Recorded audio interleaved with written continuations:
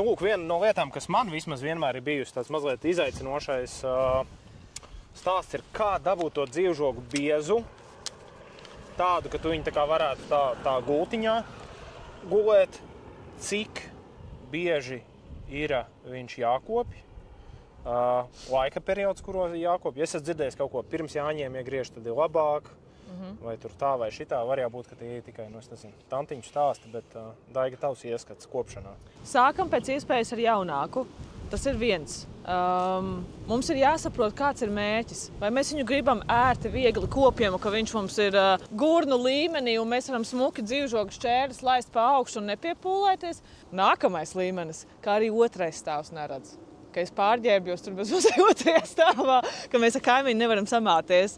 Līdz ar to ir jāsaprot, kādu jūs mērķi gribat no tā visa sasniegt. Ko jūs gribat aizsakt, lai nenāk iekšā, vai jūs gribat, lai garām gājēji neredz, vai arī kaimiņš no otrā stāva jūs neredz.